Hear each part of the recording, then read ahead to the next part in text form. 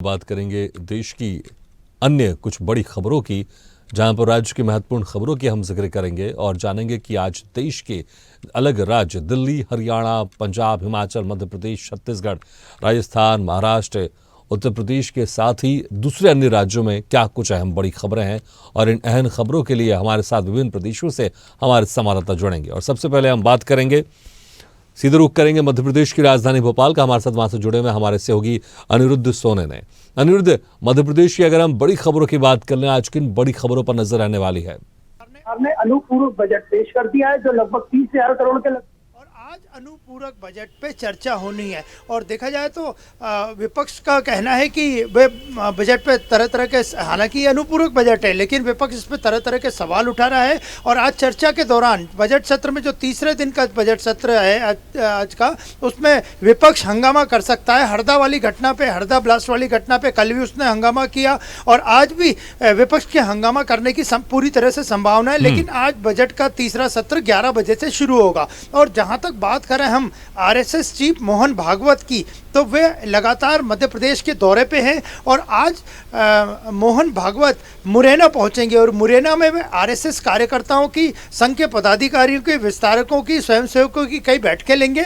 और लगातार वे उज्जैन के बाद मुरैना पहुंचे हैं। 7 दिनों का उनका मध्य प्रदेश का दौरा है और इसके बाद वे मुरैना से वापस उज्जैन पहुंचेंगे। तो आज संघ प्रमुख मुरैना में रहेंगे और वह कई कार्यक्रमों में शामिल होंगे और संघ की कई बैठकों में भी शामिल होंगे। इसके अलावा अगर हम बात करें मुख्यमंत्री डॉक्टर मोहन यादव की, तो डॉक्टर मोहन यादव इस वक्त दिल्ली में हैं। अभी वो कुछ देर बाद दिल्ली से रवाना होंगे और विधानसभा के बजट सत्र में भोपाल में शामिल होंगे। और देखा जाए तो आज उनकी एक महत्वपूर्ण बैठक भी है जो कि जल संसाधन विभाग की बैठक है। वे बैठक के अलावा परियोजना नियंत्रण मंडल की बैठक में भी शामिल होंगे। और इसके अलावा वे मिनट में एक कार्यक्रम में वहाँ शामिल होंगे और ई समिट का ये कार्यक्रम है। तो आज मुख्यमंत्री का शेड्यूल भी विधानसभा से लेके बड़ा व्यस्त है, लेकिन वे आज सुबह दिल्ली से वापस भोपाल लौटेंगे। अगर हम विपक्ष की बात करें, मध्य प्रदेश में विपक्ष की तरफ से क्या कुछ आज गहमा-गहमी रहेगी? क्योंकि अगर कल की बात करें तो कल केंद्र सरकार की तरफ से श्वेत पत्र जारी किया गया है और वहीं कांग्रेस की तरफ से ब्लैक पेपर भी जारी किया गया है। तो आज इसका कुछ असर मध्य प्रदेश में दिखाई देगा?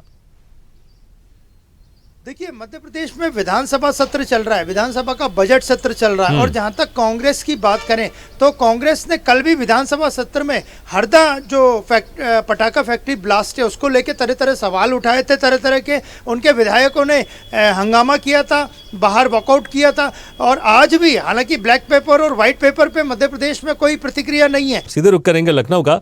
हमारे साथ वहां से जुड़े हैं राशिद अलवी। राशिद, लखनऊ की अगर बात कर लें तो किन बड़ी खबरों पर आज नजर रहने वाली है? जी बिल्कुल, जिस तरह से उत्तर प्रदेश में लगातार जो मंत्री और सांसद हैं, जैसे आज की अगर हम बड़ी खबर की बात करें तो श्रीलंका के जो सांसद हैं लक्ष्मण नमन, वो आज रामलला के दर्शन करेंगे, अयोध्या पहुंचेंगे। 1:15 बजे वो अयोध्या पहुंचेंगे और दर्शन पूजन करेंगे।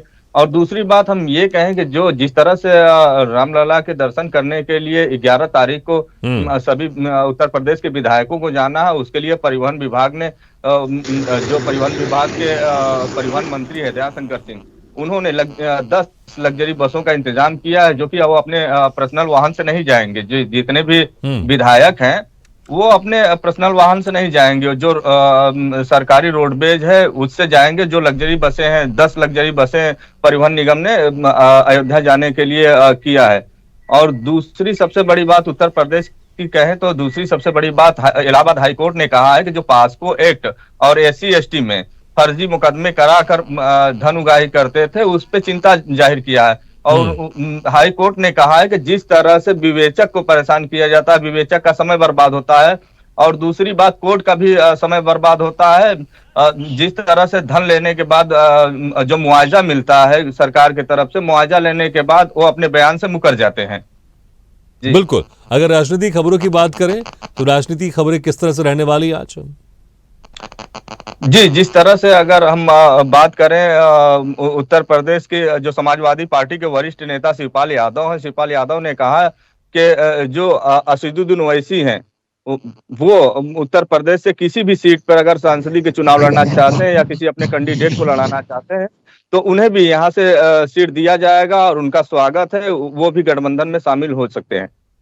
बिल्कुल बिल्कुल। राशिद, आपको रोकना चाहेंगे? आप सीधे हम रुक करेंगे छत्तीसगढ़ की राजधानी रायपुर का और हमारे साथ वहां से जुड़ रहे हैं शशिकांत साहू। शशिकांत जी, जिस तरह से आज हम बात कर लें, बजट पेश होगा, इसको लेकर क्या कुछ तैयारियां हैं, क्या कुछ गहमा गहमी आप देख रहे हैं वहां पर, और इसके अलावा किन बड़ी खबरों पर आज नजर आने वाली है? बिल्कुल जी, बजट सत्र का विधानसभा का बजट सत्र चल रहा है और आज जो है बतौर वित्त मंत्री आज ओपी चौधरी जो है बजट पे, ये पहली बार होगा जब किसी वित्त मंत्री, पहले जो है मुख्यमंत्री वित्त मंत्री के रूप में जो है बजट पेश किया करते थे, लेकिन अब वित्त मंत्री के रूप में वित्त मंत्री ओपी चौधरी जो है बजट पेश करेंगे। निश्चित तौर से बजट को लेकर लोगों में काफी उत्सुक नजर आ रहे हैं बजट को लेकर। हालांकि जो है बजट पर वित्त मंत्री ने कहा कि हर एक वर्ग के लिए बजट में कुछ न कुछ होगा।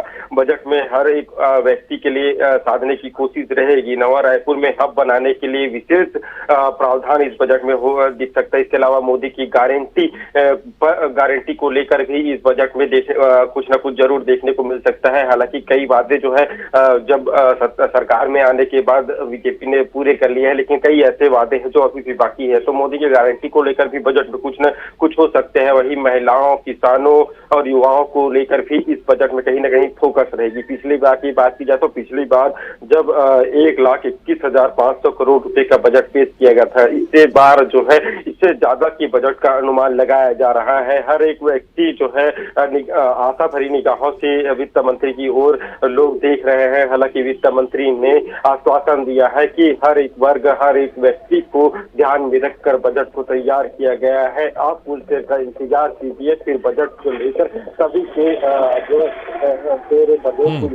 एक नजर आएगी। हालांकि जो है इस बजट से विपक्ष आरोप जरूर लगा रहा है कि जिस तरह से अनुपूरक बजट में हमने देखा था, उसी तरह से इसमें पूर्ण बजट पेश करेगी, उसमें भी उसी प्रकार के रहेगा, किसी प्रकार से कोई खास नहीं रहेगा। उम्मीद है कि हर एक व्यक्ति, युवा, किसान, एक वर्ग के लिए कुछ न कुछ जो राज्य सरकार है, वित्त मंत्री है, वो लाएगी। लेकिन अब देखना होगा जब 12:30 बजे वित्त मंत्री ओपी चौधरी बजट पेश करेंगे, क्या कुछ खास इस बजट में होने वाले हैं। वहीं दूसरी तरफ बात की जाए लोकसभा चुनाव को लेकर, लोकसभा चुनाव की तैयारी में पक्ष और विपक्ष दोनों ही राजनीतिक दल पूरी तरह से जुड़ गई है। एक तरफ जहां राहुल, बिल्कुल शशिकांत, थोड़ी सी प्रॉब्लम हो रही है, हम आपसे दोबारा हम संपर्क साधने की कोशिश करेंगे। फिर से रुक करते हैं लखनऊ का और बात करते हैं हमारे संवाददाता राशिद अलवी से। राशिद, जिस तरह से अगर देखें राजनीतिक खबरों में यहाँ पर अगर हम बात कर लें तो ऊपी राजभर की तरफ से स्वामी प्रसाद मौर्य पर तंज कसा गया। स्वामी प्रसाद मौर्य पर बयान दिया गया। उन्होंने कहा है कि स्वामी प्रसाद मौर्य सपा को रसातल में लेके चले जाएंगे, सपा को डुबा देंगे, क्योंकि जिस तरह से लगातार स्वामी प्रसाद मौर्य लगातार बयान दे रहे हैं सनातन धर्म को लेकर और जिस तरह से सक्रिय दिखाई दे रहे हैं, हालांकि हमेशा वो गलत तरीकों से, गलत खबरों की वजह से छाए रहते हैं, लेकिन अब ओपी राजभर ने उनके ऊपर पलटवार किया है।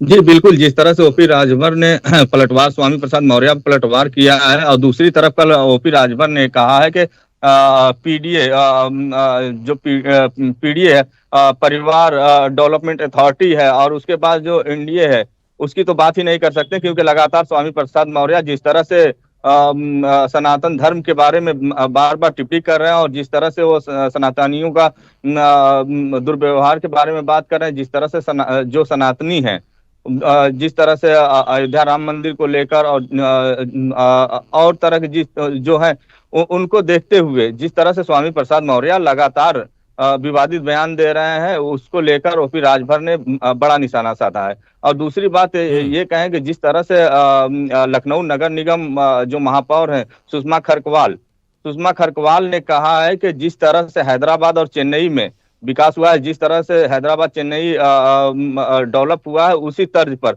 लखनऊ को भी डेवलप किया जाएगा। सुषमा खरकवाल और जो नगर निगम के उच्च अधिकारी हैं और पार्षद, वो भी हैदराबाद और चेन्नई का दौरा करेंगे।